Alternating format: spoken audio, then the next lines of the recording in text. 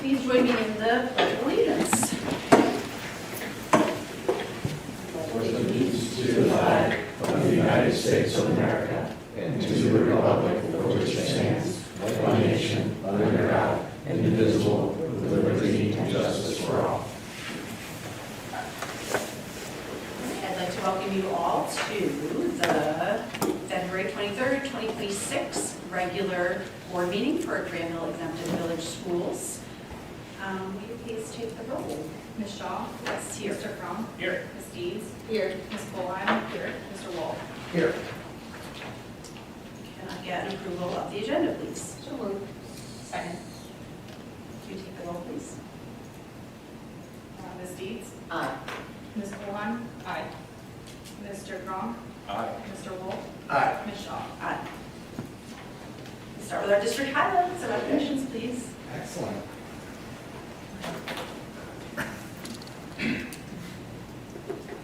Good evening, everyone. Tonight we are honoring the last two recipients of our Learning for Life Staff Appreciation Award. This award is presented monthly through the school year and was developed to show appreciation for any Granville staff member who demonstrates exemplary modeling of the district's portrait of a graduate through one or more of the 6 mindset, skills, and dispositions. Just as a reminder of those, it's being collaborative, critical thinking, empathetic, adaptable, responsible, and resilient. Nomination forms are available to anyone in Granville Schools community, and each month a small committee in collaboration with the Granville Education Foundation selects one nomination for recognition at the board meeting. There's a QR code right there at the exit in case you are interested of nominating someone. So this month, we're pleased to recognize 2 outstanding educators for December 2025 and January of 2026. The recipients of the Learning for Life Staff Appreciation Award. The first recipient is Josh Grishow, who is not here tonight. He was nominated by the mother of Rocco Russo, and this is what she said. Critical thinkers. Mr. Grishow taught my son Rocco in advanced social studies 2 years ago. Rocco still talks about the many things he learned in Mr. Grishow's class as if it happened yesterday. Myself, a professional historian, I admired how carefully and thoughtfully Mr. Grishow presented the material and how he was able to invite students into the deliberative process of historical work. He teaches students how to critically approach historical sources and figures, and he gives students the tools to become critical thinkers themselves as they assess the ethical issues that arise in narrating the past and present. Very well written nomination. Very much appreciated. Now, Mr. Grishow, if you know Josh, does not like public recognition. But he actually had an actual conflict tonight because he is also the Science Olympiad teacher. So let's take the opportunity to congratulate Mr. Grishow.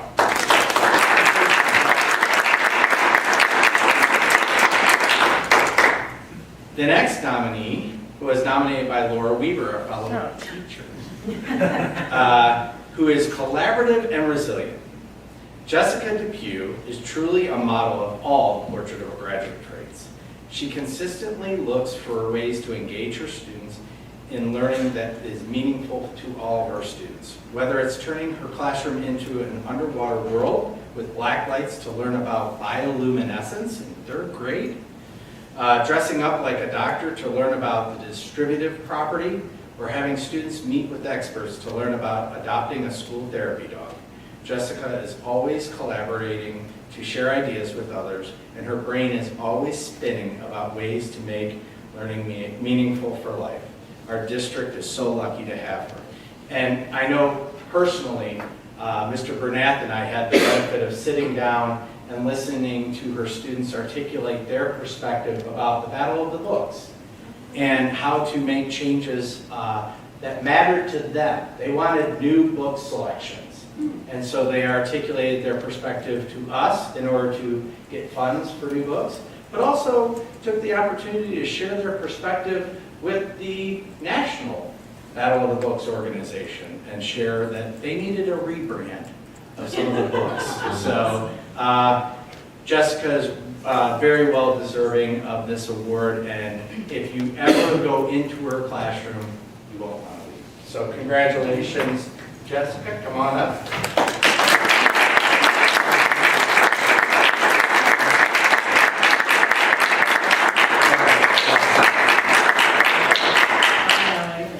But not for practice. That's right. Well, turn around, you get a picture. So that's really funny. Yes. Congratulations. Thank you. And you didn't hear what she said, but she said, funny enough, she just nominated Laura Weaver. So, keeping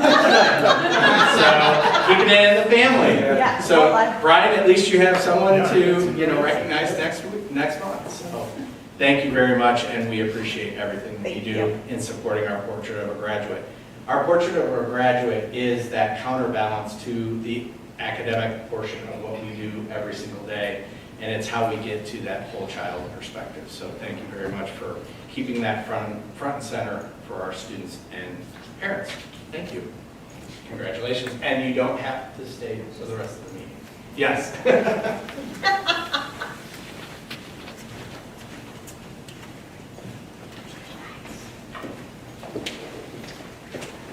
Just moving into reports whenever you're ready. Yes, so our first report is Mr. Petrie has a human resources update.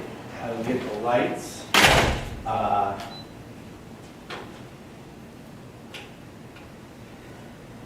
As he gets set up, I will fill the airtime. With the fact that we are actually in the hiring season. There's a new hire on the agenda tonight for the 2026-2027 school year. So, which is exciting that we got ahead of the curve on getting an excellent candidate. So, it's a beautiful sky. It really is. Yeah. That's it, that's my report. All right. I might need to sort some. Okay, Gwen's coming up. She's been there before. Been there, done this. There you go. Oh, good. Nice. Teamwork. Thank you. Look at that. Collaboration. Portrait of a Graduate. See how I can weave it into anything? Anything.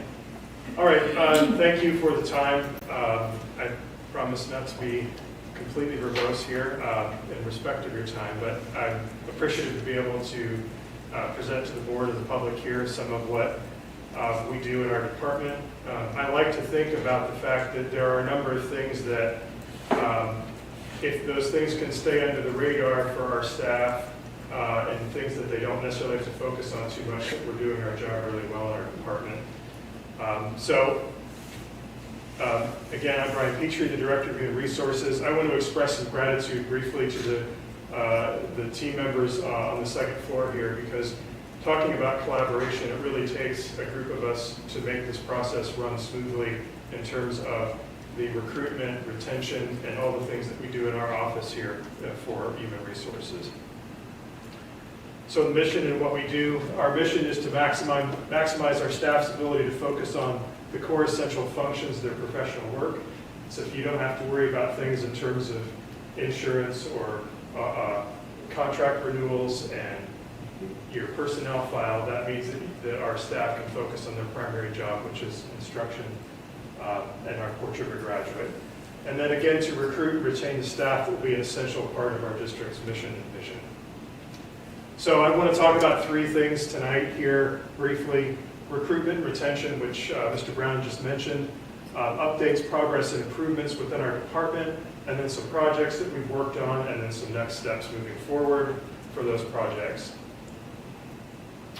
Recruitment. One of the things that we do, I do in the department here is you kind of want to get a sense of, in the community and the region, what the job outlook looks like. And as of today, for next year, there are about 55 certified openings in Central Ohio. And so it's important that we pay attention to that. And you use the word competition. You don't like to say it because you're working, as school districts, but we indeed could be in competition for candidates in those 55 types of positions that are out there right now. So one of the things we do in our recruitment process is I want to scan and look at what other districts are looking for. As of right now, and with the hope of an approval tonight, we'll have a Spanish teacher that's hired. We're really excited to have her come to the district. And then we're looking for a physics teacher, and then we'll be looking for a music teacher. It's great news for right now because it's a relatively small amount. I'll talk about retention and turnover in a little bit. So what are some of the strategies that we use? On April 7th, I'll be heading to Ohio State for their job fair. The Ohio State Job Fair is open up not just to Ohio State students, but students from Central Ohio universities. And then recent graduates as well can register there through an app called Handshake. On March 16th, I'll be at Watkins Memorial for the Licking County Educational Job Fair. So those are two. There are a couple of more that are in the spring that we are possibly going to sign up for, depending on what our needs and how those emerge. I hesitated to put this here, but looking at the process moving forward for recruitment, think of kind of like the transfer portal in sports. It used to be that a lot of who we would get, or a lot of many districts would look for, are staff that are coming out of college, they've recently graduated. And if you remember anything from what I said last year, the number of new graduates into the field of education has significantly decreased. And so our approach now has to not just to be to look at people who are graduating, but to look for great candidates in other districts. And I think that we're in a very good place to be able to do that in the district. But that's really one of the things that's been changing, and it's going to keep changing in terms of looking for suitable candidates for our district. So real quickly, Ohio has not done a great job research-wise in being able to show the retention, attrition, and turnover rates. And in fact, there was a call by the legislature to do a better job of that starting in September of 25 and how we report to EMIS in terms of our teacher turnover and attrition. And what I found is that looking for data about teacher turnover, there's a lot about what's written about attrition, which is the percentage of staff departing the organization that are not replaced, which we're not going through right now here, but many districts are, versus turnover, which is just how many you're going to replace that either retire, resign, or possibly are terminated.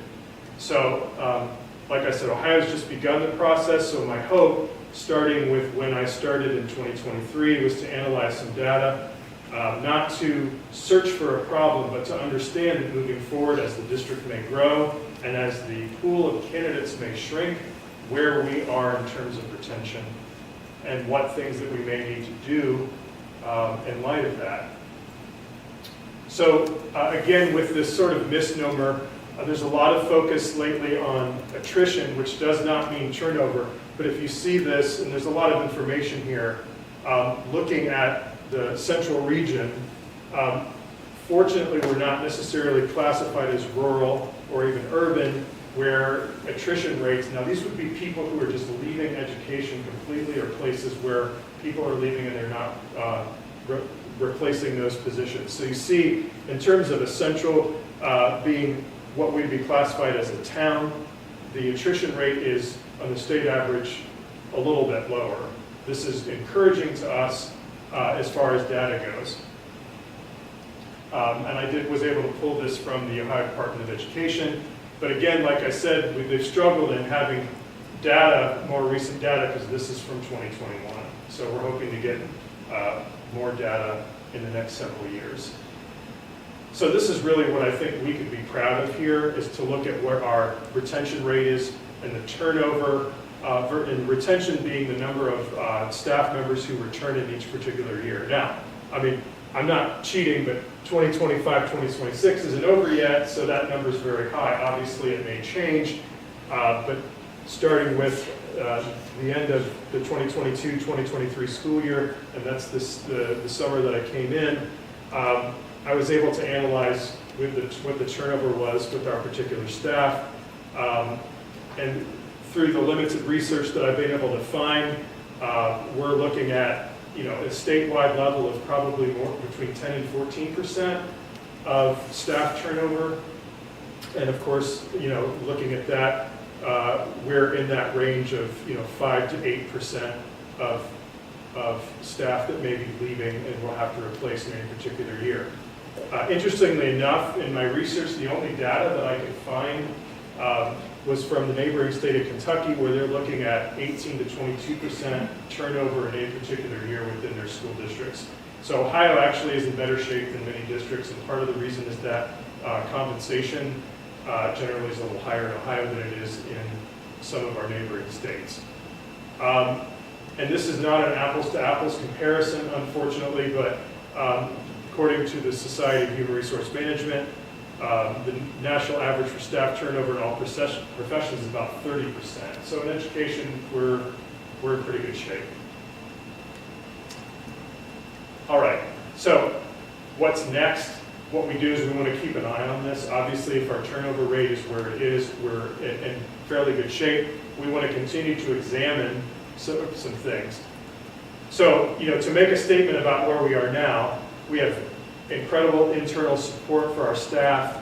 We have competitive compensation with strong fiscal oversight and excellent community support. And what it's led to is that great retention rate that we have on a continual basis in the district.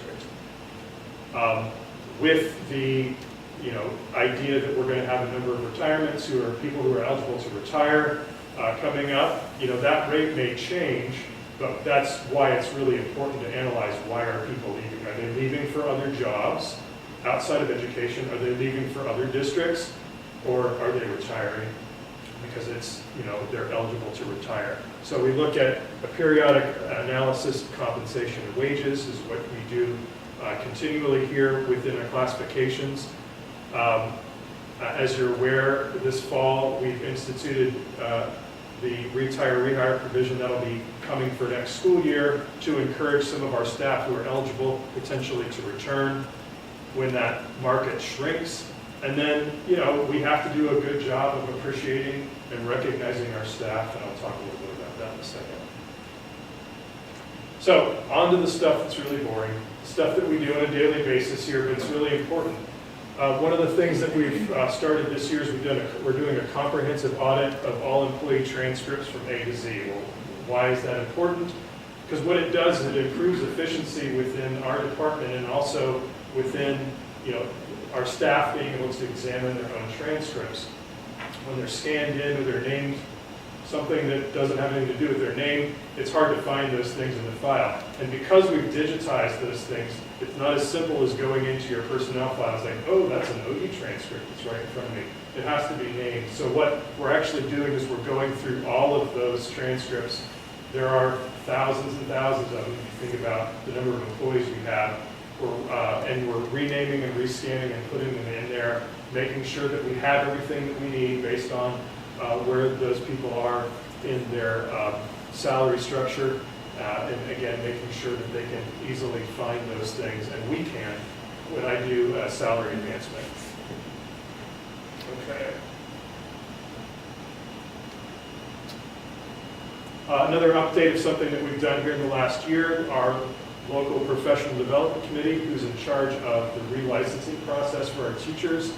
We updated our bylaws to assist in the improvement of this relicensing process to make it more streamlined. The other thing that we did is the LPDC used to operate in a platform in LACA called HR Kiosk. That has gone away. So we made that process internal, and we do it out of our personnel file, which is called records. And so we've designed that so that our staff members can go directly into their own file and create their individual professional development plan, and they request credit for experience that they have, classes, and credit hours.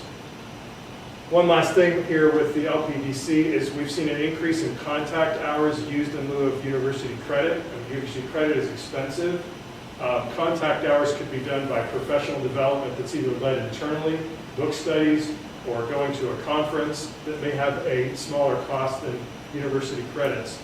So more of our staff are using this to relicense, and I think that that is a more cost-effective way. And in fact, it's an emphasis on self-directed learning because you can choose, I'm going to go to this conference as opposed to signing up for a class that may not necessarily meet the needs of our staff in terms of professional growth. All right, hopping around a little bit here, I want to talk about substitute coverage, attendance, and bus driver employment.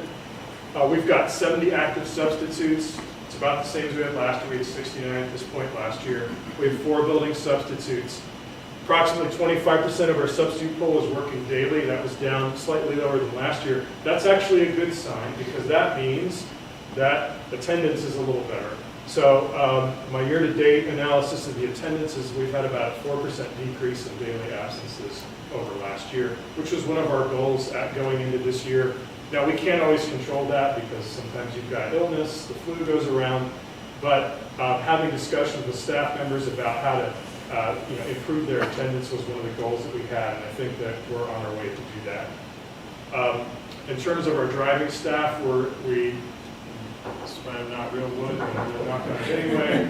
We're in very good shape with the number of drivers we have. We're fully staffed, plus we have 2 drivers at this point that aren't assigned to a full-time route, so they work as daily substitutes. And if we have a driver that would resign or leave, then we've got somebody right in the wings ready to move into their spot, and then we would fill that other unassigned spot. I think it's been a big relief to transportation not to have to worry about that on a daily basis. I'm going to move on to recognition here real quick. One of the things that our staff are going to see, and I'll just you can pass these down. One of the things that they're going to see in the next several weeks here, us distributing, feel like it's really important to recognize the amount of time and the effort, the commitment to the schools and the community. So in 5-year increments, we have designed pins that we are going to hand out to the staff members based on how long that they've been in the district. And so we've got those all labeled and they're ready to be distributed to signify their commitment to the district. Everybody gets a pin. If you're a brand new staff member, you get one that has just the spade, the ace logo on it. It doesn't say 0. It has that. And so we want to recognize everyone. And if you're new, your commitment to the district, we want to recognize that. If you've been here for over 35 years, we have someone here that is going to get that pin. We've got that. And so as our staff graduates to that next pin, we couldn't buy one for every year. That was kind of cost prohibitive, but we did get them for those 5-year increments. And so I'm real excited that we're going to get those. It is a token, but I would like it to commemorate the service of individuals to the district. Are board members eligible? Yeah, no kidding. If you say so. Yes. That would be a really smart move. I think that, Brian, as you develop this program, would you mind maybe including that in like a community update or at least a district update that we can recognize, right? Yeah. The levels of service that our staff have given to. Absolutely. I know that's one of the things we'll probably talk about in the end of year events that happen, and we can recognize that then, but also throughout the year we can commemorate those as well.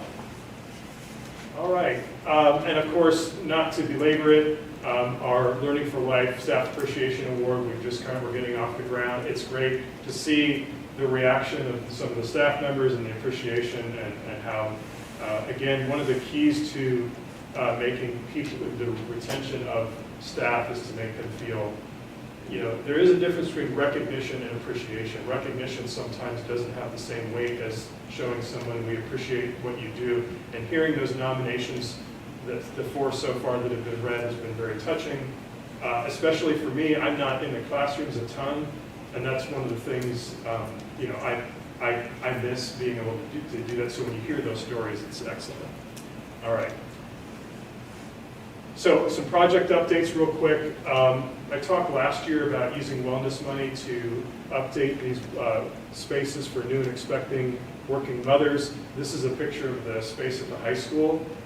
This used to be like the in-school study, I think that's the way we're supposed to say it now.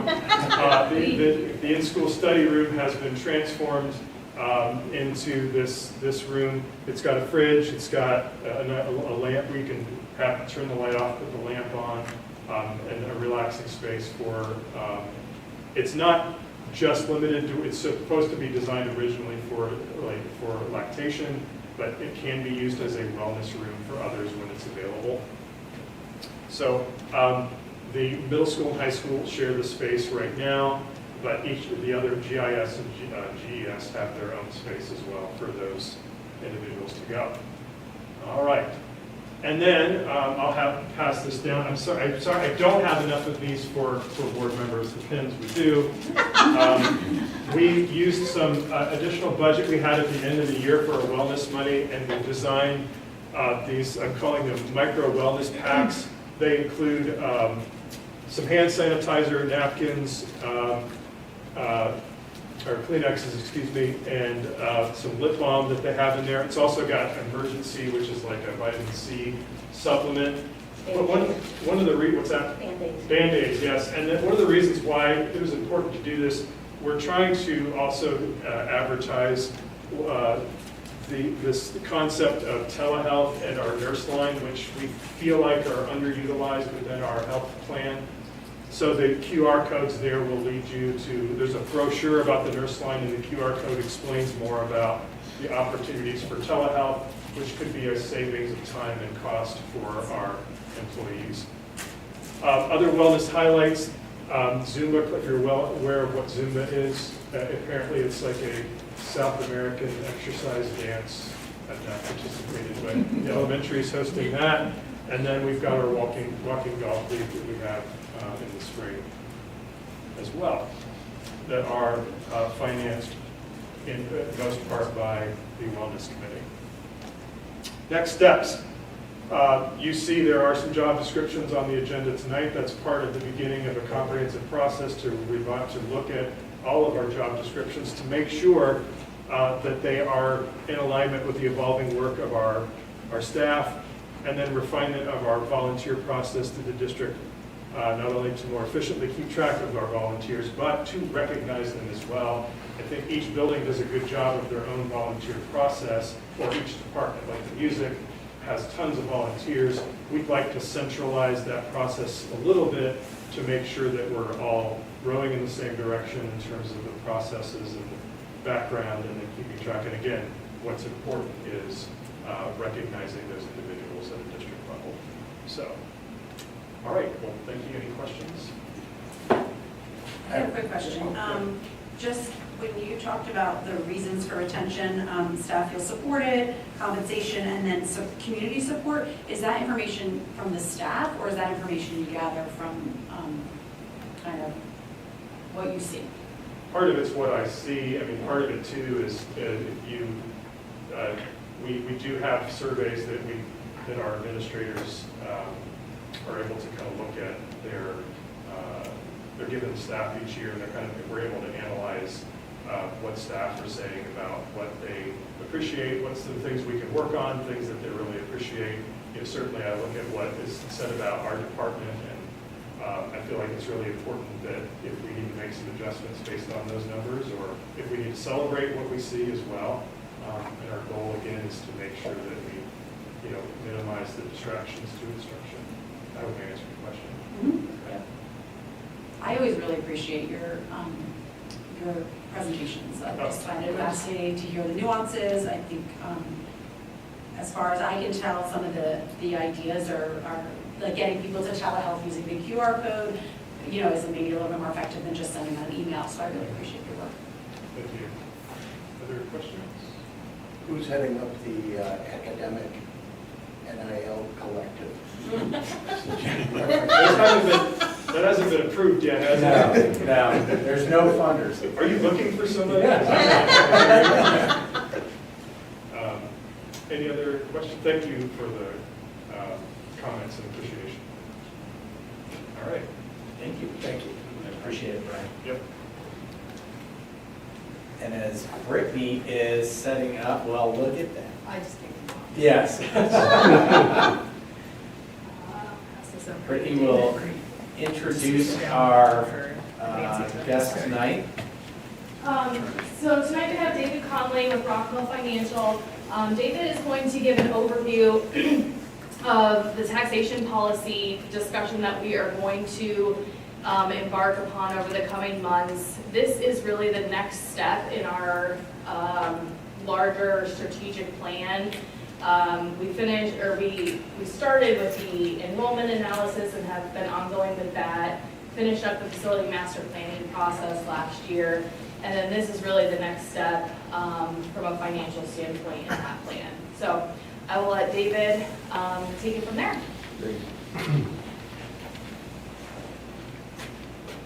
Good evening. It's good to see you all this evening, and Amy especially. Some of you may recognize me and others may not recognize me, but about 20 years ago, I worked with the school district to help finance the intermediate school. I've been involved in government finance for 37 years. So my specialty, I'm a bit unique. My specialty is government taxation and finance. There aren't many of us left these days, but I work around the state of Ohio. I've worked with about 400 governments since I started in the business. I have my own firm. I'm the president of Rockville Financial. Today, I spend a lot of my time working around the state of Ohio, helping governments develop tax policies. And this is a very new but rapidly growing effort by governments given the changes that are happening in Columbus and the potential changes that face us with the constitutional amendment that is really asking the question, should government have policies around its approach to taxing its residents? And if you think about it, it's somewhat common sense that we should, but no government ever has. So today, where we stand is there's becoming a larger group of communities that are saying, I think it's wise for us to begin developing this process. My role in helping my clients, and that would be you and everyone else that I'm currently representing, is first starting with an independent review of the financial performance of the school district, just so that I can make sure the board is aware and the community is aware that the district is operating in a way that's financially responsible, because it's kind of hard to develop tax policy if you're somewhat irresponsible with taxpayer money. That work has already been completed. I can just give you a very brief explanation there, and that is that based on the review of the financial reports that I've done, and obviously I've known your treasurer for quite some time, Granville is incredibly well run financially.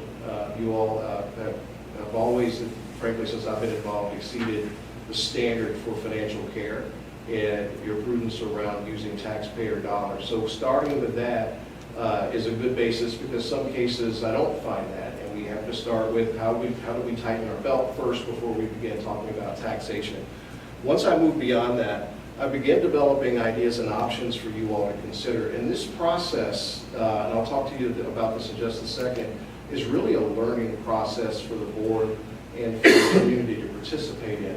My responsibility is to educate you about the various options that are available to you as a government to create taxing systems that are fair and balanced to your taxpayers, and also create the ability to be sustainable for the long term. Like making sure that whatever we're doing right now allows us to operate 10, 15, 20 years into the future without having to ask taxpayers for new money. So that's really my key responsibility. And you see the other things there that I am responsible for. Today, these are the governments across Ohio that have started this process and are currently in the process of moving forward with doing it. And I mentioned that this is a small but rapidly growing group. Basically, these are all my clients. No one ever really thought to develop a process around developing a tax policy. It was born out of necessity. So about 3 years ago, a number of my clients started to call and say, David, we have large cash balances and we're having difficulty figuring out what's the best use of this surplus cash. In a lot of cases, the challenge became identifying how much was too much. So if you know, the lawmakers tried to implement a cap on how much cash school districts could keep, and they came up with an arbitrary number as to how much was too much cash. That becomes one of the key challenges when developing a tax policy, and that is, I'm sure you guys have a minimum cash balance requirement, and you may also actually have a maximum cash balance as well. What happens when you start to move beyond the maximum? What is the responsibility of the board to the taxpayers in that circumstance? And you can ask 5 different people and get 5 different answers. The beauty of a tax policy is that we begin to eliminate that arbitrary aspect of what do you do when you reach the surplus. And I'm not saying that you guys have a surplus, I'm saying that when that day comes, and it might, what are the best options around that?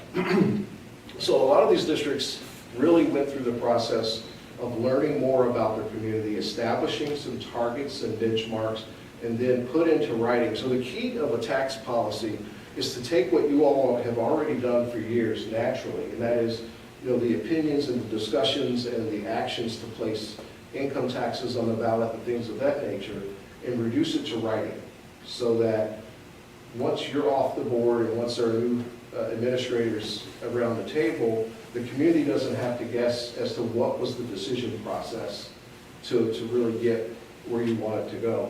I sort of describe it as, especially when it's a community that's been well run for years, you've done so many things incredibly well, including the way that you approach taxation. In our first session, I'll take you through your tax system, which is really well put together. I mean, there's a lot of very positive things about your taxing system. The issue is that once the people that put those things in place are gone, new people may not have any perspective as to why it was put in place the way that it was put in place. It's sort of like grandma's recipe for apple pie. If you don't write it down, future generations won't know how to actually recreate that apple pie. The purpose of the policy is for us to have it in writing so that people today and people well into the future will know how to behave based on what was written in those particular rules. The objectives are really pretty basic. Documentation of your philosophy around taxing your community. Secondly, how can we do things today that will assure that you can operate the school district into the future without going back to voters for even more taxes? And how can you assure that the taxes that you're collecting are fair and balanced to all taxpayers in the community?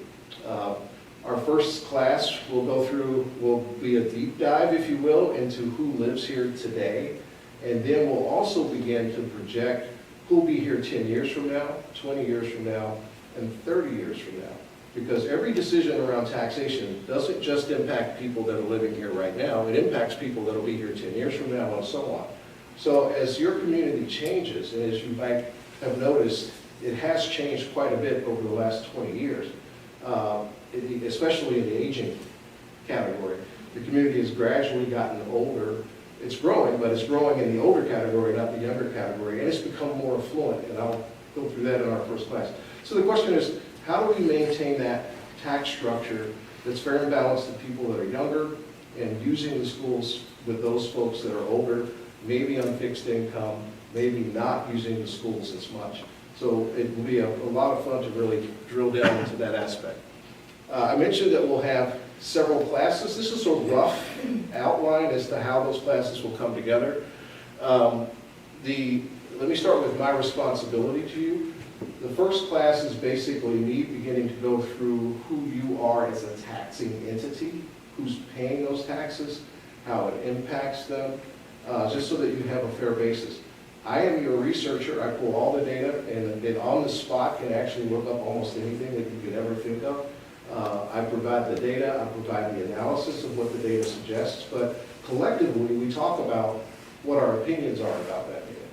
Once we have that, then I'll begin to move into the current taxes that we have, how they function, how they might change with tax reform going forward, where your weak spots will be from a taxing perspective, both related to tax reform and then just the nature of the community as it changes. Then I'll talk to you about different options that you have for the future to enhance your taxing system. I'll then facilitate open discussion about your philosophies on how taxes should work in this community and how those taxes should tie to a value proposition. And that is, as your residents are paying money for the services that you provide, what is the specific value proposition that we offer back to them, especially those citizens that don't use the schools, don't have children in the schools anymore.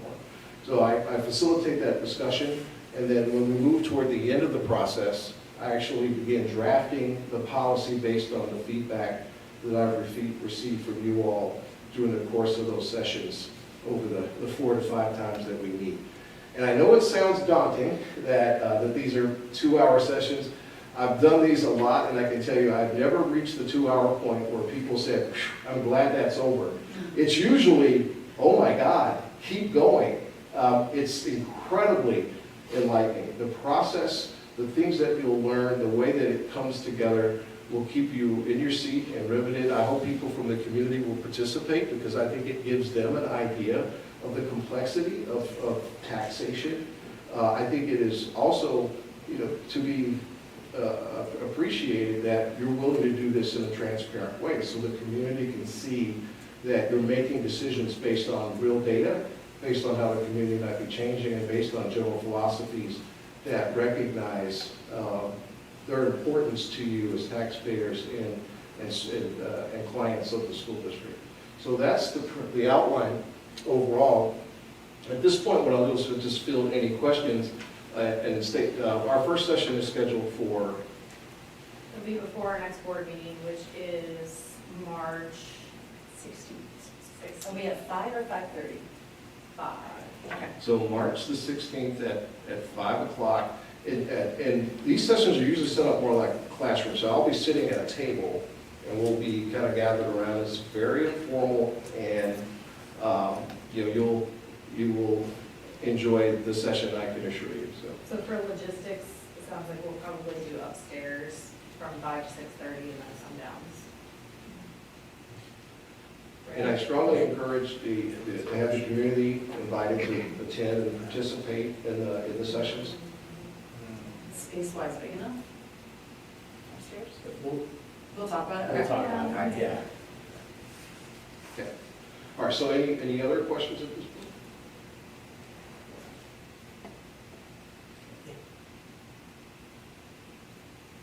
No. All right, great. Well, thank you very much for your time. I realize you have a long agenda, so I will. We'll see you soon. Thanks. In 2-3 weeks, right? It feels like. Yeah. The only thing I would add to David's presentation is, I was actually at the CIC meeting right before this, the Community Improvement Corporation meeting, and our village manager, Herb, gave an update from their planning meeting on Saturday, their work session.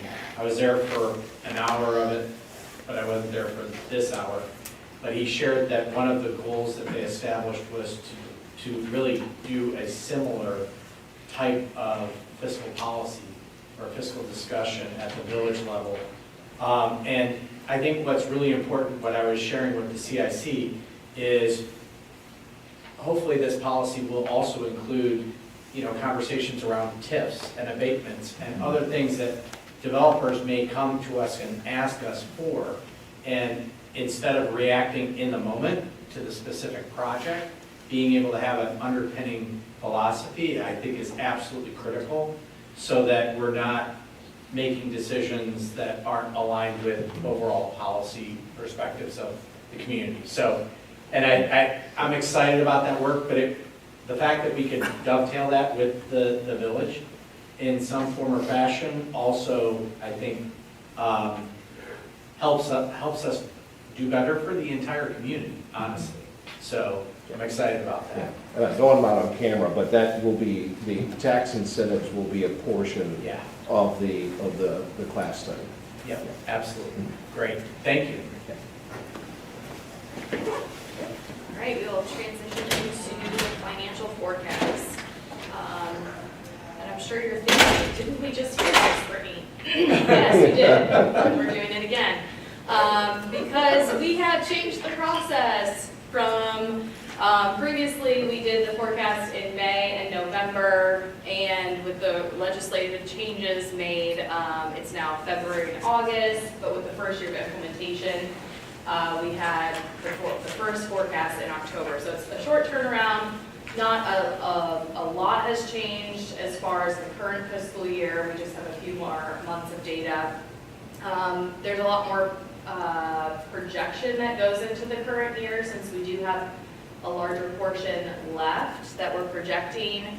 So that is taken into account. And then as far as the actual assumptions, what has changed since the previous version. The largest is related to heat hills. So we have more specific information on new construction, so those estimated values are and timing. The phase-in is starting to be part of this forecast period. The later years, obviously, but it is starting to phase in. And then we have the corresponding staff positions, but those are pushed out to fiscal year 30. And, oh, I forgot to mention, also the change of process, it's no longer a 5-year forecast, it's a current year budget plus 3 years of forecast. So it's a 4-year forecast instead of a 5-year forecast. But you'll still see 5 years up here. We're still doing internally 5 years. That is, I think, helpful to continue to do for long-term planning, which really is the purpose of the forecast from my perspective. We'll just submit what's required to the state, which is the current plus 3.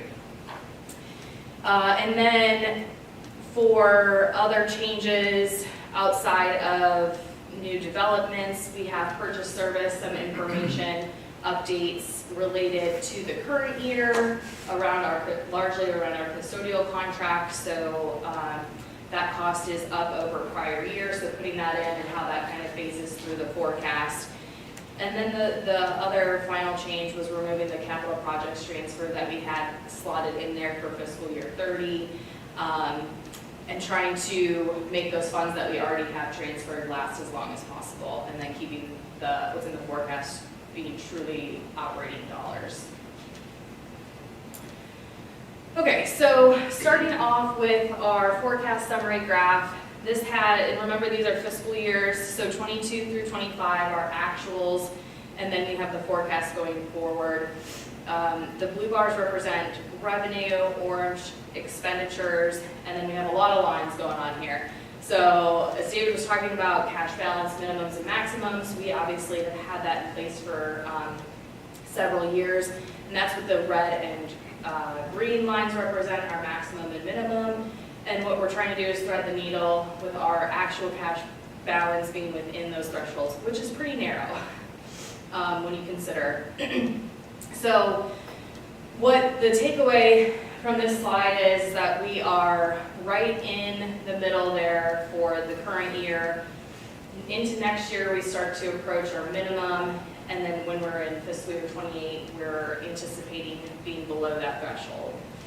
And then when we get out to 2030, which again is beyond the technical forecast period, we are projecting a negative cash balance at that point. And that is with and without the income tax renewal. Same information, but represented a little. Excuse me, Brittany, I'm sorry, could you go back? Yeah. So in 2030, you're saying regardless Yes. of the income tax? Correct. Yeah. Okay, thank you, I'm sorry.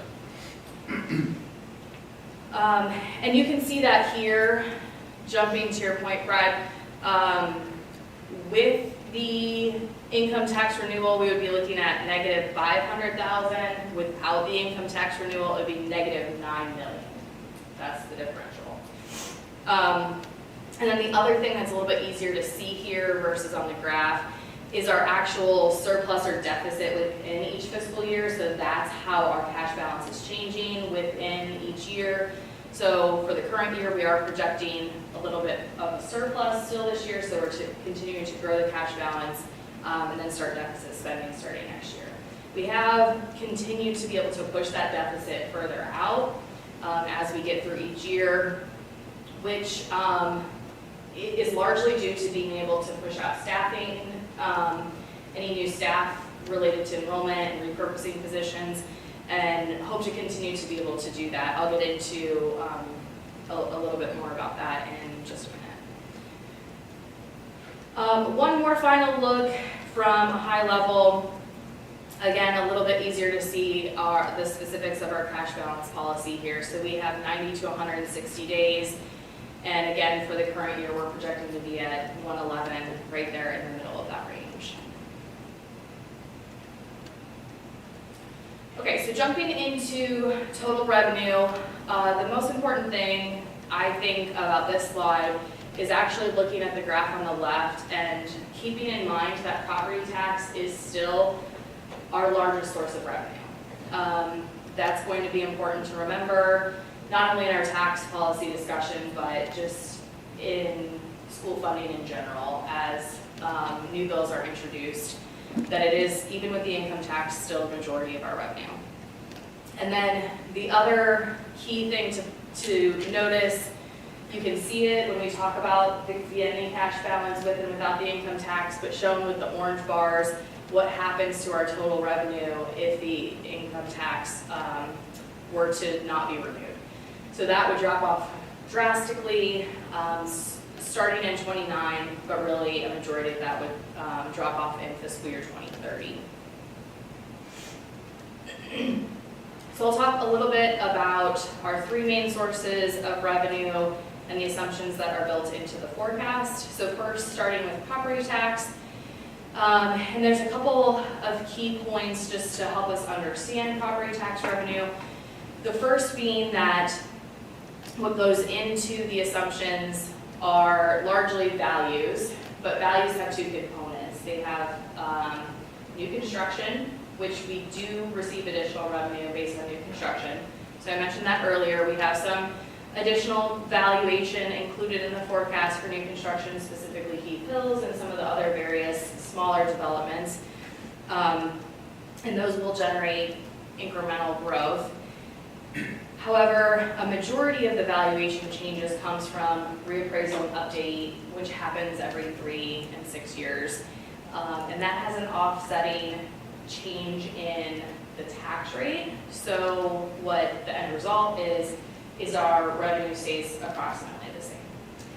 Since we are not on the 20 mil floor, that is what we experience here in Granville, as we've talked about previously with a lot of the legislative changes. All other districts in the county are on the 20 mil floor, and their experience with valuation changes is different. One other key change that I wanted to mention, which we won't really know if this impacts us or not until it occurs, is House Bill 335 is capping inside millage. So inside millage is a small portion of our total millage that we do see growth on. That rate stays the same, so as values increase, we do see a small amount of growth in revenue from that portion.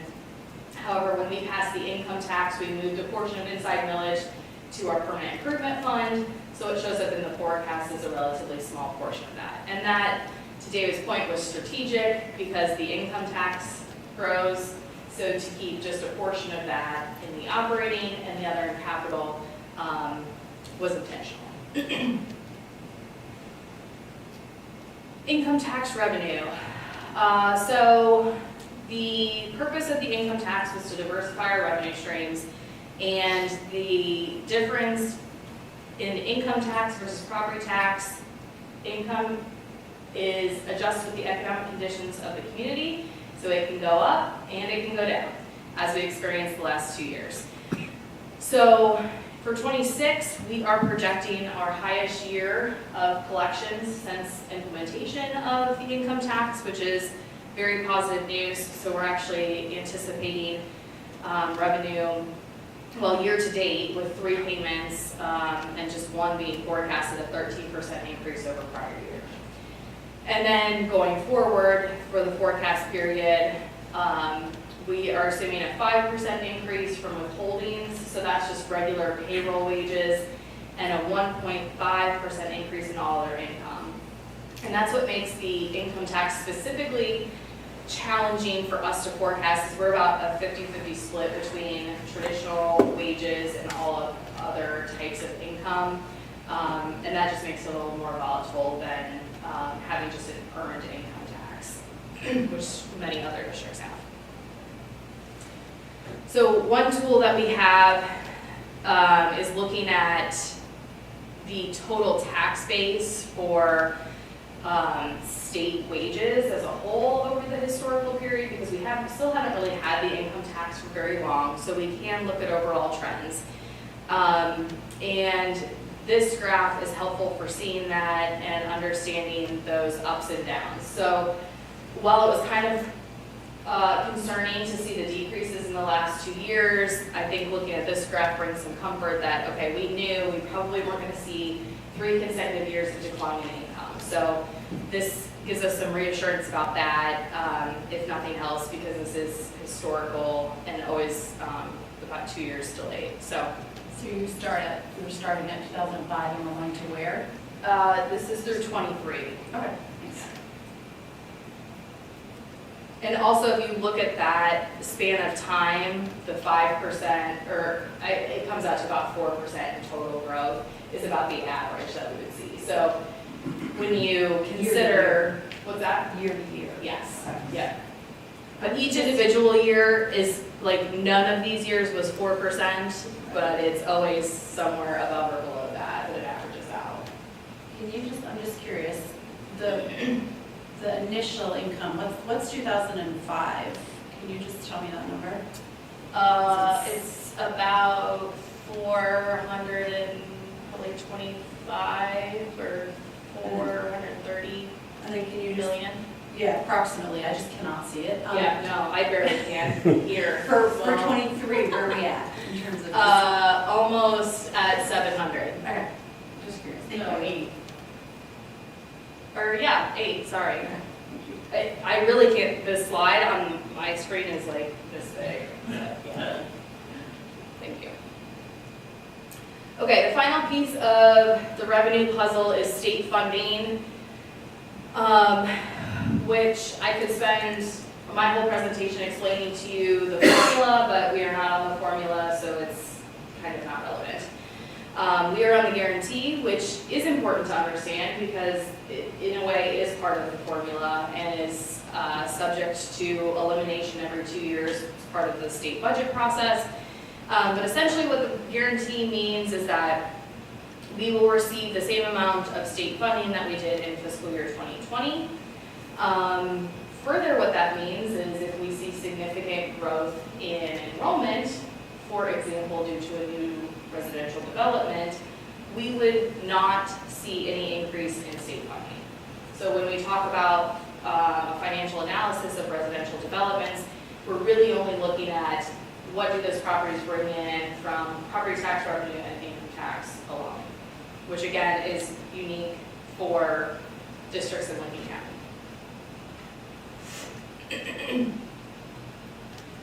Okay, any other questions about revenue before I jump into expenditures? Okay. So total expenditures, the important thing to understand here is that almost 80% of how we spend our money is on staff. So between salary and benefits, and with having an outsourced custodial, that falls under purchase service. If that were in-house, that percentage would be even higher. So when you're looking at a declining cash balance, it comes down to 2 things: increasing revenue, decreasing expenses, and it would more likely than not have to fall under personnel. So keeping that in mind in the context of the forecast and also the tax policy as we get into that. Historically, our expenditure growth has been higher than what we're projecting going forward. It's a little bit skewed because we have that capital projects transfer in there from prior years. But the next slide gives us a little bit better look at that. So a lot of times when you're looking at the 5-year or the financial forecast, you're looking at enrollment projections as it pertains to state funding because that's driving your revenue there. We look at it on the expenditure side because it's largely driving our expenditure assumptions with new staff. We also like to look at it in terms of expenditure per pupil because it can help explain why your expenditures might be growing at a different rate going forward than they were historically, and also how that has changed in relation to inflation. So for the graph on the right, we are taking fiscal year 21 as our base year and applying an inflationary rate to our per pupil expenditure from that year. So the orange line is showing where our expenditure per pupil would be if it increased at the rate of inflation in each of those years. As you can see, some years were above, some years were below that number. We've looked at this on a longer historical basis, and that holds true historically as well. So to be just above that for 25 is in alignment with what we would expect, where we've been historically. Okay, so jumping into what are we actually assuming is going to happen with salaries. So a large portion of this is locked in with our collective bargaining agreement as far as base salary increases go. So we have 4%, 4%, and 3.75. That's part of our current collective bargaining agreement. And then 3% for the years beyond that agreement. And then the other thing that's included are steps. So steps on average are about 1.6%. So that's also in there. And we have one additional staff position included in there for fiscal year 27, and that's until we see what happens with kindergarten enrollment, which I think starts tomorrow. So we'll find out what happens with that, whether we need to leave that position in there or pull it out. That's one of the disadvantages, as I was kind of mentioning, with the February versus the May forecast, is we don't really have a lot of more information than we did in the fall. And you don't forecast for more staff beyond like the next year? Correct, not until 2030. And that's really because when we're looking at our enrollment study that Wolpert has done for us, we're not anticipating significant growth for needing additional staff until we get out in the further years. And we always look at staffing every year, so just because it's not in the forecast doesn't mean we don't need it, and if it is in the forecast, doesn't mean we'll hire for it. It really is a year-by-year, case-by-case basis of what's needed. And it really depends on the grade levels of the students coming in as well. You can absorb more students, higher grade levels than you can elementary, so we just look at that each year. On the benefit side, the largest portion here is medical insurance. So we have a 9.9% increase for our medical runs on a calendar basis. So for calendar 26, we have a rate cap at 15% for 27, and then we're estimating 10% beyond there. But that's an estimate. It could be 25%, could be 0. We had a negative, like where our rates went down here. So we have been fortunate to bid out our medical almost every other year and have really been received competitive rates by going through that process without having to make a lot of changes to our actual plan design. So that has been helpful, and we will continue to do that and take advantage of those savings when we can. Another portion of benefits is tied directly to salaries through retirement and Medicare, things like that. So as salaries increase, benefits will as well. And that 15% is a cap, it's not an automatic. Correct. It can It could be less than. It could be less than 15%, yes. Purchase service, when we talk about numbers being hard to read and stuff, this is very hard for you guys to see, I'm sure. But what is important to note here is that custodial makes up the largest portion of our purchase service now. So that's the orange portion of the bar, kind of second from the bottom. And that we had a significant increase over prior year at 28%. We did go through an RFP process last spring for those services, but ultimately we needed to increase the rate for what wages were competitive, and also we added some positions within that contract, so that's accounting for the increase. And then the other third largest segment is related to utilities, and we know that's up as well. We're feeling that as individuals as well. So that's about a 13% increase over prior year. Okay, wrapping up with all other expenditure categories. So this just kind of has some nuances historically. The red bars, the large one in 25 and in 24 represents capital projects transfers. As you know, we kind of front-loaded that last year, so we're not projecting any more transfers going forward. And then in 23, you have the orange bar, and that was when we were initially spending directly on some capital projects before we transitioned to the transfer model.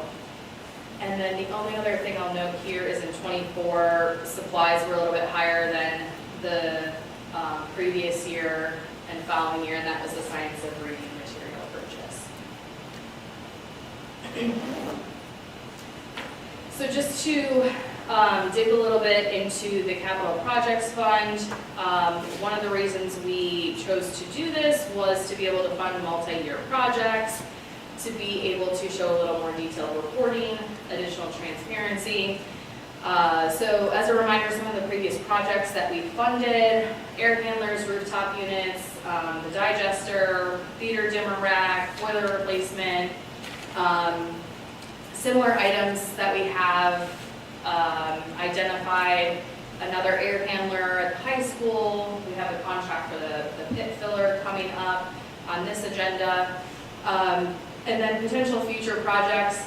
We basically pull from our capital plan every year the items that we're going to fund out of capital projects versus permanent improvement, kind of based on the length and the dollar volume or the dollar level of each of those projects. But I've listed some of the potential uses of those funds that are listed under future projects. I also think it's important in the context of the forecast to understand what this future project's dollar amount equates to in terms of days of cash, because it is still cash that could be transferred back to the operating fund if needed.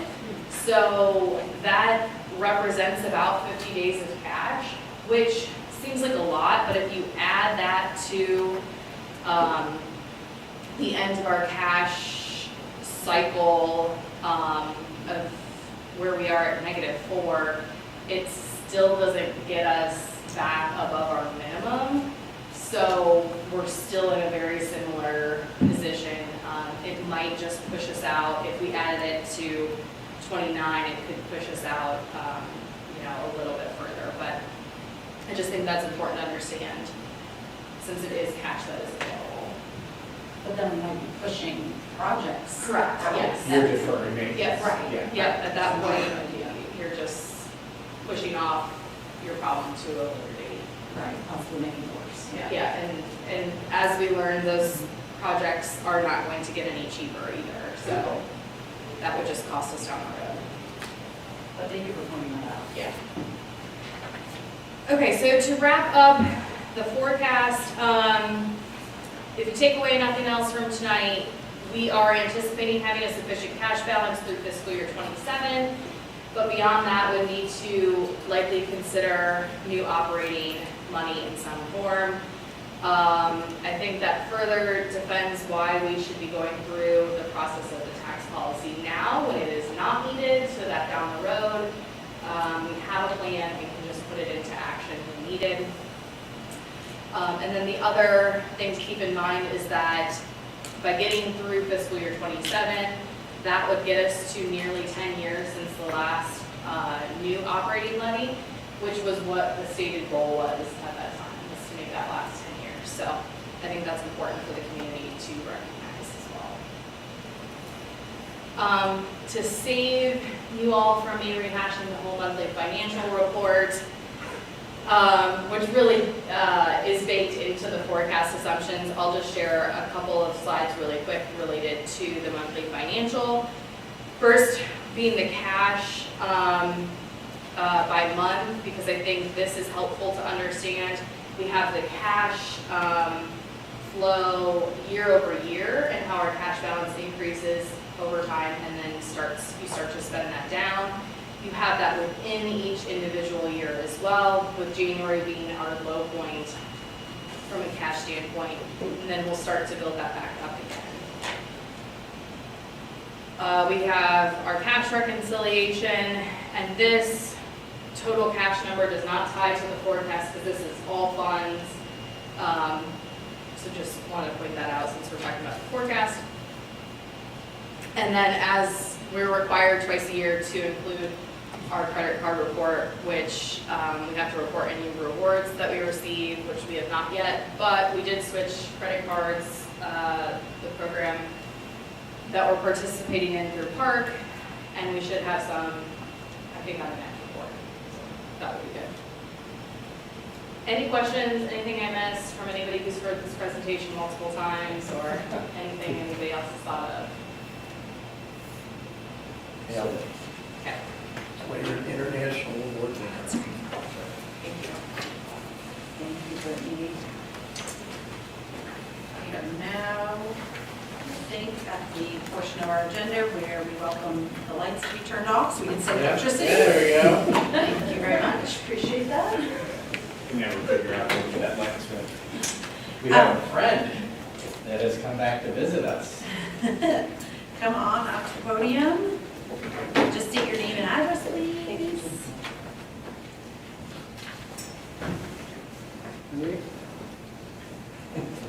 My name is Jim Prentice. I live at 1705 Lawhead Lane in Zanesville.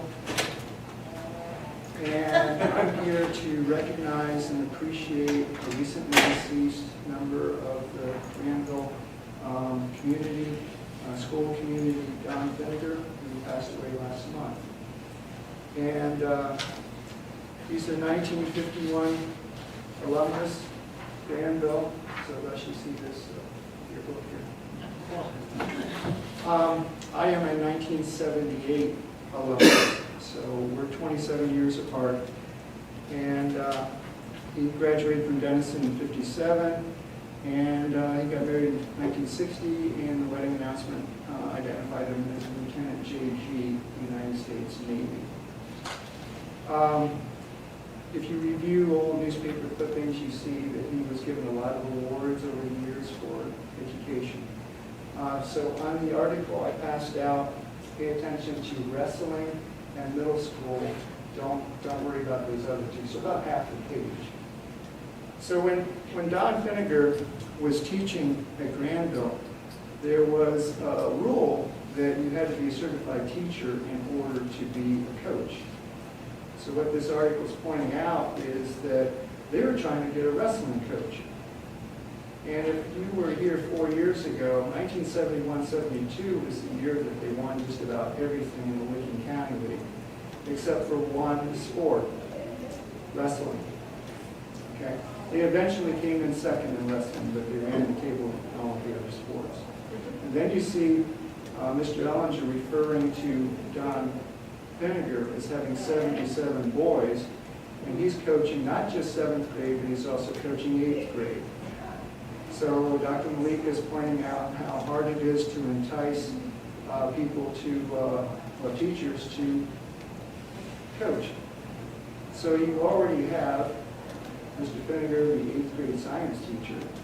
You have Mr. Sorrell, who's the 7th grade science teacher, coaching football. He's the reserve coach. The industrial arts teacher, Mr. Pallas, he's coaching the freshmen. And Jerry Sheets is the head coach, and he's the 9th grade English teacher.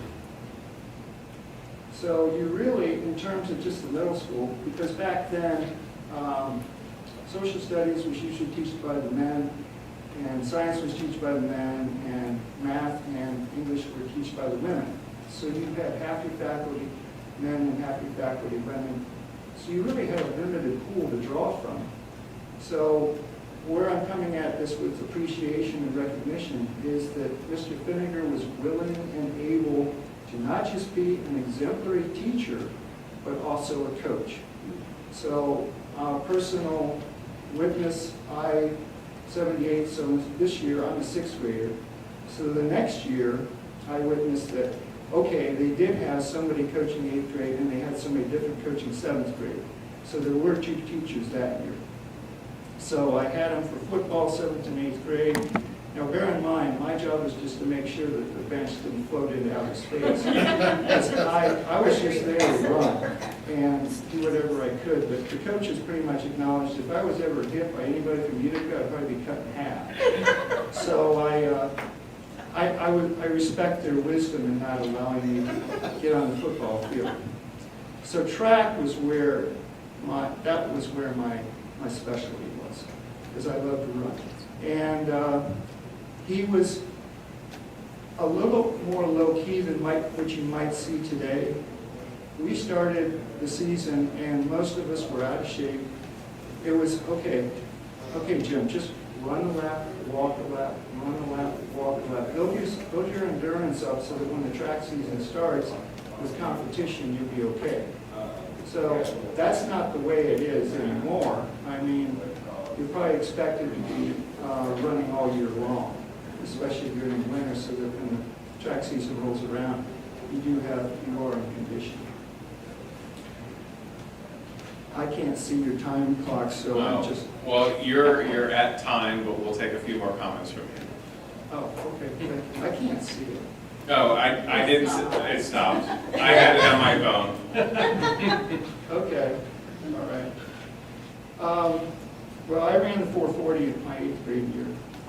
And I don't know if it was Coach Vinegar or if it was some other wiseacre, smart aleck, who decided we're going to have the 440 relay team work on their exchanges by running them against the 440 man. So it would embarrass them to have one guy running a complete lap versus 4 with exchanges run laps. So it was probably a smart thing to do, because that way I was motivated to beat them and they were motivated to beat me. I can stop. Thank you very much. Thank you, Jim, for your comments. I just want to comment that the garden club is also referenced in this, which means that, you know, we have a long history of the garden club being a topic of conversation in Granville. And who's watering and not watering. And who's watering and not watering. So, No, yeah. Board gave him a 50-foot hose. Yeah. Yeah. thank you, John. We Thank appreciate you you very coming much. back Thank you and for your sharing. time. Yeah, it's always great to see you, hear about the kids, so thank you. Thank you. And yes, any coach that has 77 middle school boys has my respect for life. So we just are moving on to board discussion this evening. Oh, sorry. So getting back to the recognition stuff, so he was 1 year short of getting one of the 30-year pins. Oh. Okay. Whereas Mrs. Ackley, who retired in 1978, she would have gotten a 35-year pin. Once again, Yes, utmost respect. yes. Someone who's like looking forward to her 3-year or her 5-year pin. Board discussion. Okay, we thought we'd give you an opportunity to just kind of talk a little bit about some of the staff reports. Obviously, Mr. Petrie shared, David Conley, and then anything related to the 5-year forecast. If you have any comments, if you want to take the opportunity. But nothing new. I'm looking forward to the workshop. I think it'll be cool. Yeah. I think that'll be helpful, and I would encourage the community, if at all possible, to attend. Hey, Fred, can you sit at the microphone one more time? Yes. You want to be promoted, and Yes. Nice and loud. I would encourage the public to attend these. I think it'll be very helpful, not only to the board, but also to the community in whole, because I think education funding and how it's going forward is going to be even more complicated than it already is. So anytime we can be educated on it, I think is terrific.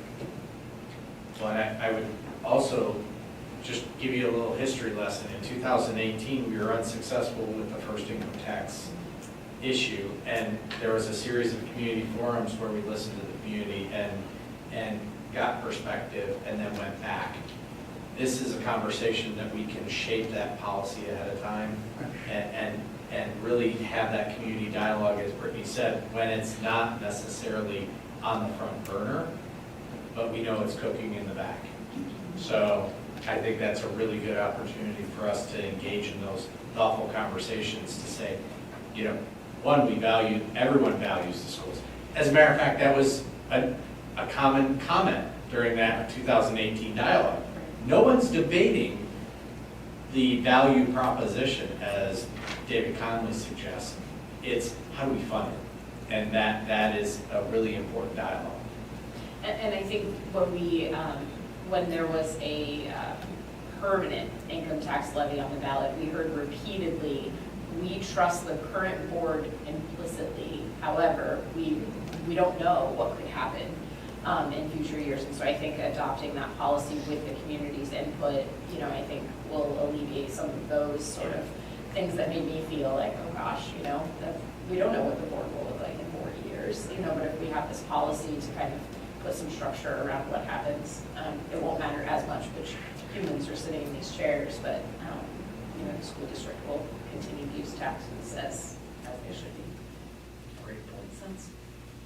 Brittany, you had mentioned something in your presentation that of the income tax, 50% is earned and 50% is derived from other sources. Yeah. So I think that's something to consider as we move forward to renew or even have the discussion on diversifying our income stream, is who's actually paying for that outside of just property taxes. So I thank you for that comment, because I did not know that fact Yeah. before. That's higher than I thought. I thought more of it would be earned. than- Mhm. And that's Mhm. what And shared. most districts Correct. experience, so we're unique in that. Again, Yeah, but it does speak to why, I think it was intentional, that that's what the community wanted, that was what was important. And I think it's why we saw significant growth in the income tax. I mean, it was why we saw significant growth when the income tax phased in, but it's also why we saw the decreases the last couple of years. If we had just an earned, you would see just pretty much steady growth over time. So there are pros and cons to that. And it's always important to recognize that property taxes are the most stable mechanism. There is volatility, as shown on the graph, when you have an income tax revenue stream. But it is the only stream that grows or adjusts with the economic conditions of the community. And so I think having that balanced approach was very intentional by the board, and, you know, looking forward to codifying that with modification. So.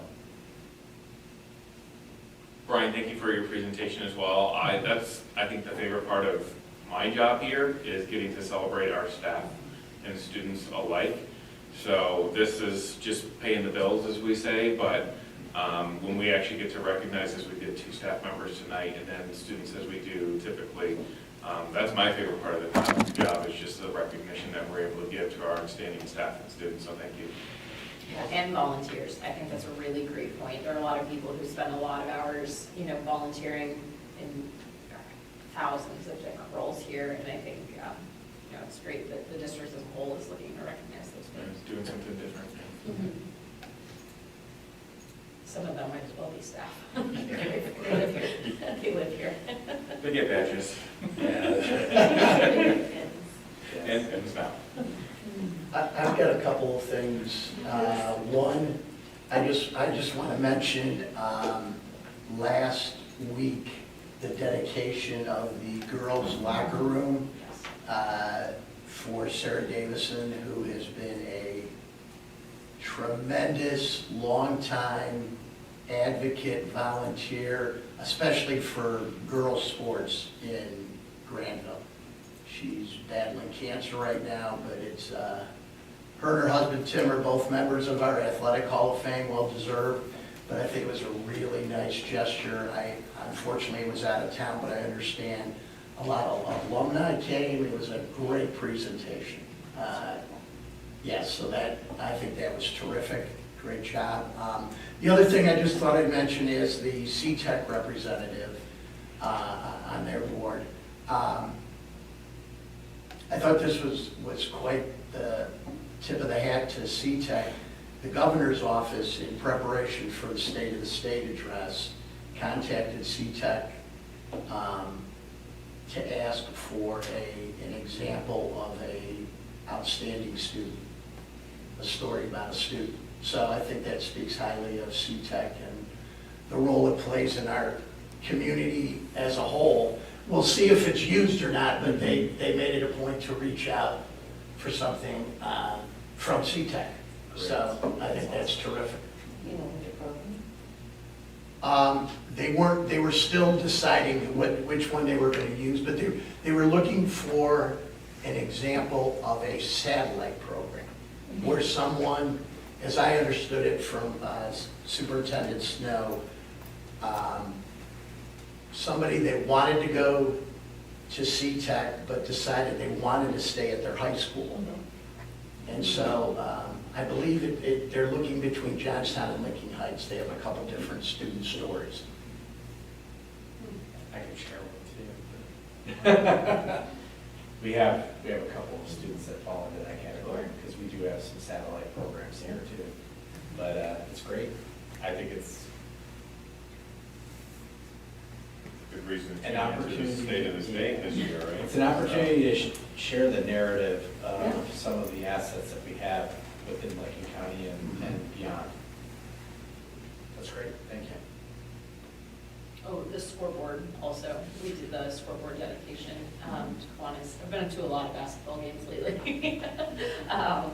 Between pep band and cheerleading. And there's been a lot going on. Last Tuesday night was a feat for anyone who was not there. There were basketball games going in the middle school gym, the high school gym, the locker room dedication, senior night for basketball and cheerleading. It was actually really awesome to see so many things going on and kind of bounce around to different spaces all evening. It was really neat to see so many volunteers out making the evening successful. It was great. I want to thank Melanie, so I didn't have to I mention the was- Kiwanis $60,000 donation for the scoreboard, but It was great. Yes. it was also a great opportunity, because we had probably 15 members show up, which was nice recognition, but we were also to share a little bit about what Kiwanis does. It was a nice recruiting tool It for was us as a well. recruiting tool, yeah. Do you So like we working appreciated at it? that. Thanks, guys. Action agenda. Okay. First action agenda item is 6.01, approval of administrator contract. So moved. Second. So as you know, Eric has been in interim status for replacement of Glenn Welker, who was the Director of Technology for almost 14 years. And we are looking forward to his tenure extending. And so as of August 1, we will promote Eric to the Director of Technology. Eric has done a fantastic job. Anytime you're transitioning for a person who's been in a position for a very long time, it poses challenges. He's risen to the challenge, and we're excited to promote him to that director position permanently. So we're very excited. Any questions? Take the roll, please. Mr. Cron? Aye. Ms. Deeds? Aye. Ms. Klein? Aye. Mr. Wolf? All right. Ms. Shaw? Aye. Congratulations. Yes, yes. All right, 6.02 are the approval of job descriptions.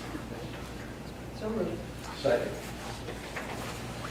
Okay, so these might require a little bit of explanation. So there really are a couple of different changes. The first group are the administrative assistant changes.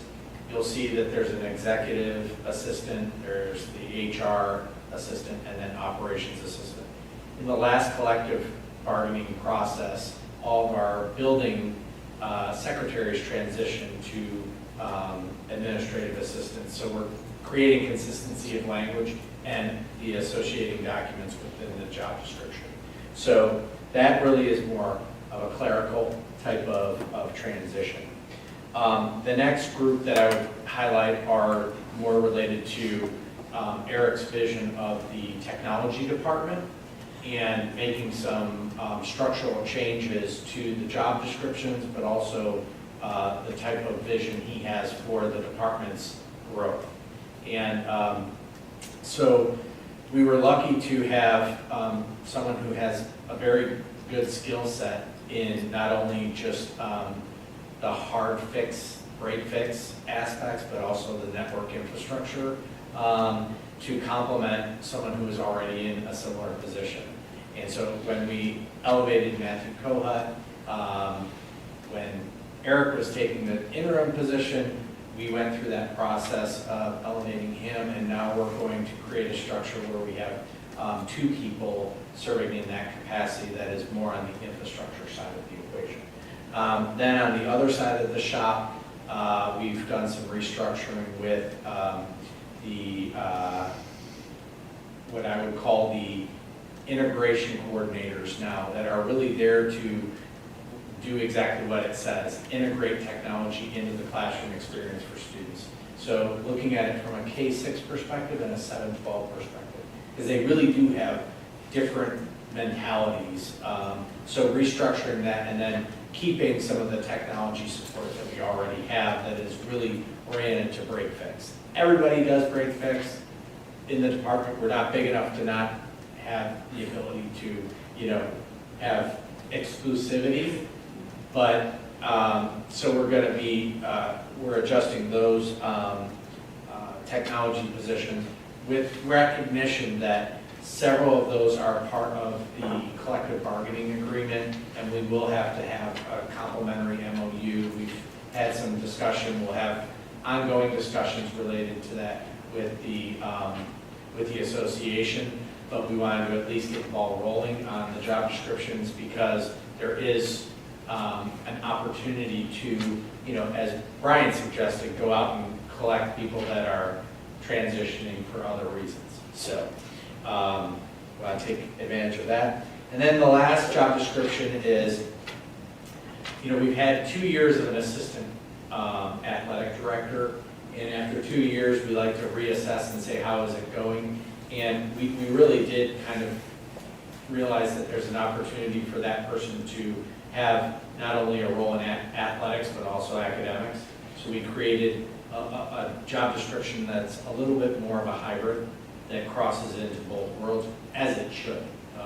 We talk about, an interscholastic athletic program because we are student athletes, but students first, athletes second, but combined.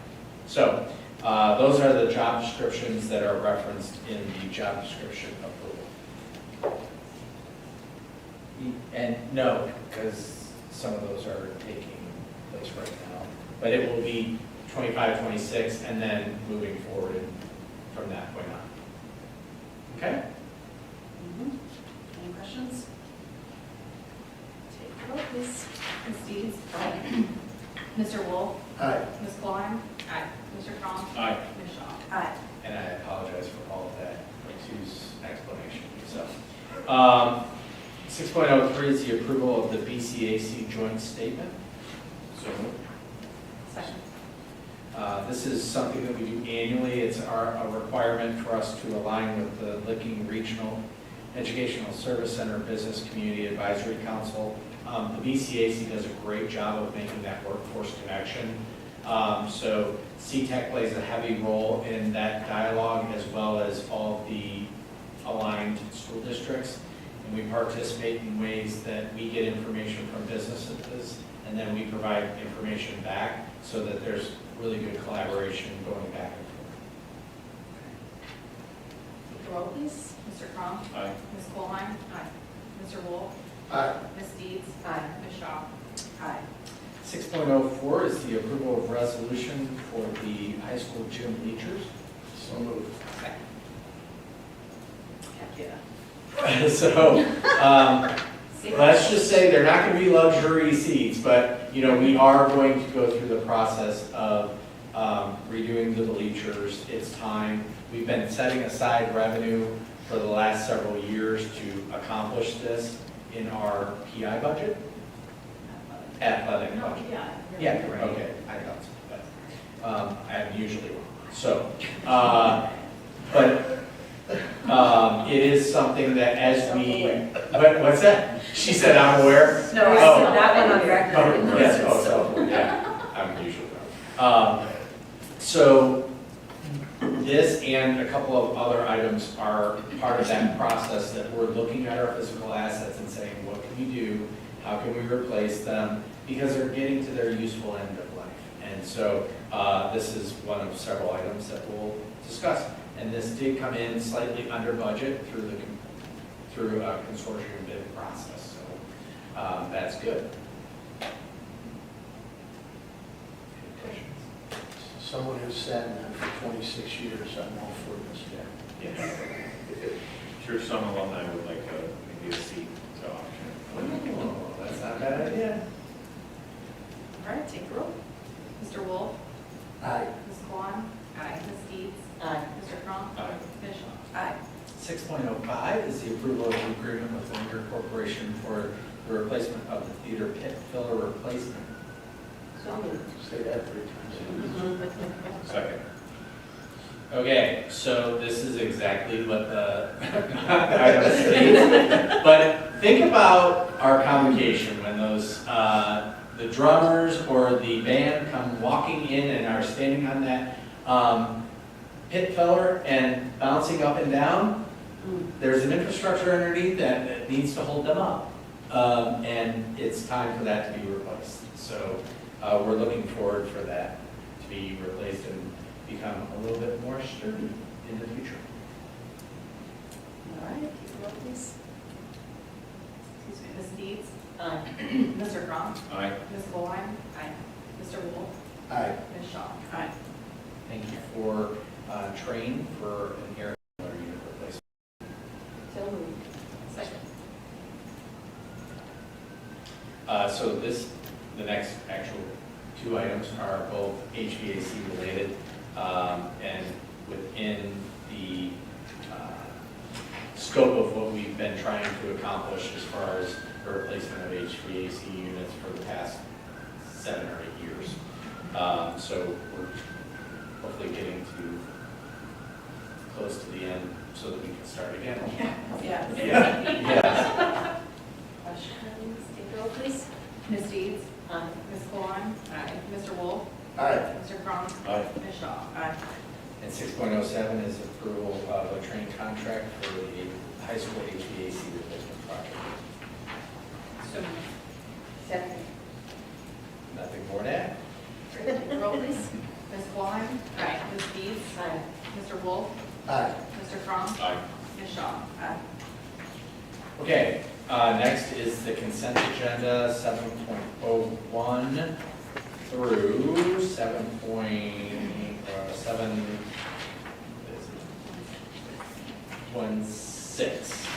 16. So moved. Second. Okay, there are a couple of things I'd like to call your attention to. First is, we do have a couple of resignations, one of which is our music teacher at the elementary, Ms. Kolchak. She is moving closer to home. She lives on the complete other side of Columbus and has been driving here. And so this is an opportunity for her to get closer to home. So we're going to honor that opportunity for her. Beth Downing has been our tech coach, which is, again, one of the reasons why we want to make the revisions now, because we have a person who is retiring. What's crazy is Beth and I go way back, because I taught her son Garrett in Gahanna Jefferson Schools a long, long time ago. Garrett's a professional with the Baltimore Ravens, and I can't say it was his third grade teacher. He had talent well before me. And then we have a lot of our typical other items related to HR. So one of the field trip is actually already taking place, so that was retroactive. But I was made aware of it prior to and did approve of it. Any questions? Take the roll, please. Deeds? Aye. Mr. Wolf? Aye. Ms. Colon? Aye. Mr. Crum? Aye. Ms. Shaw? Aye. Item 8.01, approval of the then and now resolution. So moved. Second. This is for bus turbo for $3,144. Means the bus was really fast. Any other questions? Any other knowledge about bus turbos? And nothing. Take the roll, please. Mr. Wolf? Aye. Ms. Deeds? Aye. Ms. Colon? Aye. Mr. Crum? Aye. Ms. Shaw? Aye. 8.02, approval of the financial forecast. So moved. Second. Any other questions? Discussion? Talk? Yeah, I think we take a look. Mr. Crum? Aye. Ms. Deeds? Aye. Ms. Colon? Aye. Mr. Wolf? Aye. Ms. Shaw? Aye. 8.03, approval of the permanent appropriation resolution. So moved. Second. This is so that we can align, so essentially appropriations are our highest level of budgeting, so we're aligning the changes that we made in the forecast to the budget as part of that change in how the forecast has to align. Okay, take a roll, please. Mr. Wolf? Aye. Ms. Deeds? Aye. Ms. Colheim? Aye. Mr. Crum? Aye. Ms. Shaw? Aye. Item 8.04, approval of the return of fund advance. So moved. Second. This is the return of the bond retirement advance that we did in November. Again, that was just a timing issue of the cash that we had available because of the change in the refunding that we did. So overall, it saved money, but from a cash flow perspective, we needed to advance. We've now received our first property tax advance payment, so we can return that. Take the roll, please. Ms. Deeds? Aye. Ms. Colheim? Aye. Mr. Wolf? Aye. Mr. Crum? Aye. Ms. Shaw? Aye. 8.05 is the resolution accepting amounts and rates. Second. This is our annual approval of our property tax rates, which is really just a formal process because they are already applied to tax bills that have already been sent out, so I don't really know how we can do this. Great update. We did this to county auditor, so I was like, so if we were changing the tax rate, we would have to tell them like in September, so then we approve it now, why? And I said, that's a really good question. Put it on the agenda, let's do it. We'll do it. There you go. All right, Ms. Klein? Aye. Ms. Deeds? Aye. Mr. Wolf? Aye. Mr. Crum? Aye. Ms. Shaw? Aye. Item 8.06, a resolution to file complaints against the valuation of real property for tax year 2025. So moved. Second. This is a change from legislation a couple of years ago where any challenges that we are filing for require specific board action for us to do that. So, and there's also higher dollar thresholds now than previously. You used to be able to challenge any value, and now there's certain thresholds. So we just have 2 properties that we will be challenging this year. Any questions? Take roll, please. Mr. Wolf? Aye. Mr. Crum? Aye. Ms. Deeds? Aye. Ms. Cohen? Aye. Ms. Shaw? Aye. I'd like to get a motion to enter into executive session, please. So moved. Second. Just state the reason. The reason is for the board is entering into executive session to consider the employment of a public employee or official. There will be no new business during executive session or after it. Correct? Correct. Am I stating it correctly? Yes. Got it. And then, do I adjourn? We adjourn later? No, we We adjourn. adjourn later. We just moved it to. We're done. But In this room. In this room, we're done. Take a vote. Ms. Deeds? Ms. Cohen? Aye. Mr. Crum? Aye. Ms. Shaw? Aye. Thank you. Thanks, everyone, for joining us. Have a safe drive home, everyone. Oh.